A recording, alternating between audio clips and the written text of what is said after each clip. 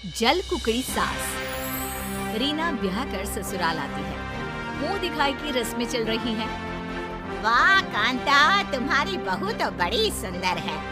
हाँ भाई, चांद सूरज की जोड़ी है। अच्छा अब नजर मत लगाओ, रात बहुत हो गई है। सब अपने घरों को जाओ, बहू को भी आराम करना है। रीना मन ही मन खुश हो रही है। उसे अपनी सास पर प्यार आ रहा था, जो उसकी इतनी तारीफ सुनकर प्रसन्नता से फूली न समा रही थी। सास में उसे माँ दिखाई दे रही थी। मेहमान जाने लगते हैं। तभी एक आंटी उसकी सास से कहती है, बात सुनो कांता, सुंदर बहू मतलब बेटा छू, इसलिए जरा इसे अच्छी तरह समझा कर रखना। अरे 2-4 दिन बीतने दो, फिर असली ससुराल का मतलब समझाती हूँ। इस तरह दिन गुजरते हैं। शादी के 1 हफ्ते के बाद, बहू, मुझे तुमसे कुछ जरूरी बातें करनी है। जी कहिए माँ जी। देखो, हमारे घर में नौकर रखने का रिवाज नहीं है। घर का सब काम हम खुद ही करते हैं।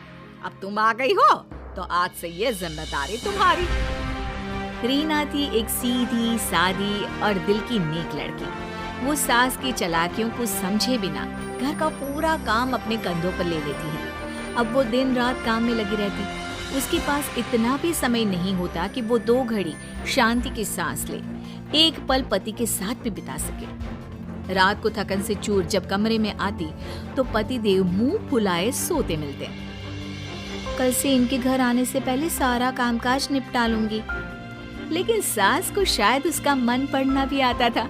इसीलिए तो विनोद के आने से पहले वो बहू को रोज किसी नए काम में लगा देती, जिस वजह से धीरे धीरे रीना और विनोद में दूरियां आने लगी। सुनिए जी, कल इतवार है, आपकी छुट्टी रहेगी, कहीं घूमने चले क्या? शक्ल देखिए अपनी, बढ़िया आई मेरे साथ घूमने वाली। पति का ये कटाक्ष वो सहन नहीं कर पाती और रोने लगती है। अरे क्यों रोकर मनहूसियत फैला रही है? सही तो कह रहा है विनोद, पहले अपनी सूरत देख, फिर कहीं जाने की बात कर। शादी के शुरू के दिनों में तो लेकर जाते थे, फिर अब क्या हो गया? तब तुम मेरी पत्नी थी, घर की नौकरानी नहीं। पति की बात सुन रीना हक्की बक्की खड़ी रह जाती है। उसकी जुबान से एक शब्द भी नहीं निकलता। वो तो अपने कम अकल पति को ये भी नहीं बता पाती कि इस घर को अपना मानकर सबके दिल में जगह बनाने के लिए वो अपनी हड्डियां घिस रही हैं। पति और सास की बातें उसे दुख तो पहुंचाती है, लेकिन वो रोक कर खुद को कमजोर नहीं दिखाना चाहती, इसलिए एक नई सोच के साथ अपने मन को मजबूत कर लेती है। अगली सुबह, अरे बहू, उठना नहीं है क्या आज? चल जल्दी से नाश्ता दे मुझे। 2-4 आवाजों के बाद भी जब बहू नहीं आती तो सास उसके कमरे का दरवाजा पीट डालती है। क्या है माँ, छुट्टी के दिन तो कम से कम सोने दो। कमरे में लेटी रीना मन में मुस्कुरा रही होती है। इधर सास को हैरानी होती है कि तड़के उठने वाली बहू को आज क्या हो गया। अब रोज यही होने लगता है। रीना के मन में होता तो काम करती, वरना सब यूं ही पड़ा रहता। फिर वो पति के आने से पहले सज धज कर तैयार हो जाती। अब लग रही हो ना वही पहले वाली रीना। आज कहाँ चलने का इरादा है? आज समुद्र किनारे चलते हैं। माँ, हम खाना बाहर ही खा कर आएंगे। ये सब देख कांता के दिल पर सांप लौट जाते हैं। वो अचानक बहू की ऐसी काया पलट देख सोच में पड़ जाती है। वाह रे, ये तो ऐसे पलटी जैसे गिरगिट। चलो वो तो अपना खून नहीं, पर बेटे ने भी माँ को झूठे मुंह ही सही साथ चलने को ना कहा।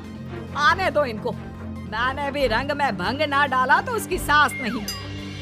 रात गए जब वो दोनों घूम फिर कर आते हैं तो देखते हैं कि कांता ड्राइंग रूम में बैठी करा रही होती है। अरे क्या हुआ माँ, आप अभी तक सोई नहीं? तबीयत तो ठीक है ना? तबीयत को क्या होना है, बस शाम से कुछ खाया नहीं, खाली पेट चक्कर आ रहे हैं। बहू से कहना कुछ बना दे मेरे लिए। सास की बात सुनकर रीना किचन में चली जाती है। अभी इसे दोबारा पहले वाले रंग में लेकर आती हूँ। तभी रीना रसोई से बाहर आती है, जिसके हाथ में खाना देख सास चौंक जाती है। लीजिए माँ जी खाना। है? इतनी जल्दी बन गया? बनाया नहीं, होटल से लाई हूँ। मुझे पता था आपने कुछ पकाया नहीं होगा। देखा माँ, कितनी समझदार है तुम्हारी बहू। हैं? इस विनोद के तो रंग ढंग ही बदल गए हैं। ऐसा क्या घोल कर पिला दिया है जोरू ने? अब रीना सास को ऐसे देख मजे ले रही होती है और सास बेटे बहू के ये तौर तरीके देखकर जलने कुड़ने लगती है। बहू जिसे बेटे के दिल से उतारने के लिए काम की भट्टी में झोंका था, जिसे मेरा बेटा कभी नौकरानी से ज्यादा कुछ ना समझता था, आज वही बहू उसके दिल पर राज कर रही है। जी चाह रहा है इसे अभी धक्के मारकर घर से निकाल दूं। क्या सोच रही हो माँ? कुछ नहीं बेटा, कुछ नहीं। मैं बताऊं माँ जी आप क्या सोच रही हैं? अच्छा जी, तुम्हें ये भी पता है? बताओ बताओ। माँ जी का जी कर रहा है कि वो मुझे इस घर से निकाल दे। क्यों माँ जी, मैंने ठीक कहा ना? अरे माँ भला ऐसा क्यों सोचेंगी? क्योंकि माँ जी को इस बात से इनसिक्योरिटी है कि घर में इतनी सुंदर बहू आ गई और कहीं इस वजह से उनका बेटा उन्हें भूलकर सिर्फ पत्नी के पल्लू से ना बन जाए। रीना की बात सुनकर कांता चौंक जाती है। वो समझ जाती है कि रीना को उसके इरादों की खबर हो चुकी है, लेकिन कहीं ना कहीं कांता के मन पर भी इस बात का बोझ था। बहू मुझे माफ कर दे। लोगों की बातों में आकर मैंने अपनी सुंदर, सुशील और सीधी सादी बहू का जीना दुश्वार कर दिया।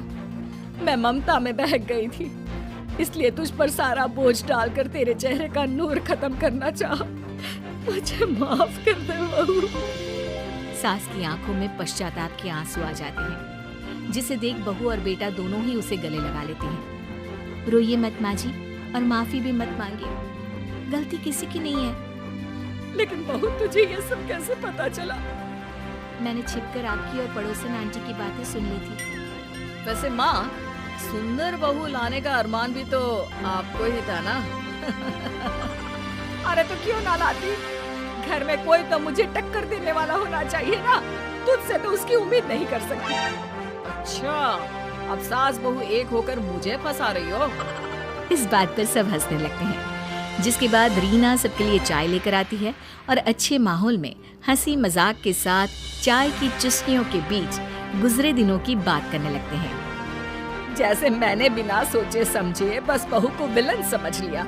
अगर कोई दूसरी होती तो शायद मेरे बेटे को मुझसे कहीं दूर ले जाती, पर आज मैं भगवान का लाख शुक्र अदा करती हूँ कि मुझे ऐसी बहू मिली है जिसने इतना सब होने पर भी समझदारी से काम लेते हुए सब कुछ संभाल लिया। और आपको भी समझदार बना दिया है ना माँ? लेकिन अब सब ठीक हो गया है और अब हम हमेशा साथ रहेंगे। परिवार तो आखिर परिवार है, कैसी भी सिचुएशन क्यों ना हो। अगर हम गुस्से और जल्दबाजी में फैसले करने की जगह शांत रहकर समझदारी से काम लें तो सब कुछ मुमकिन हो सकता है।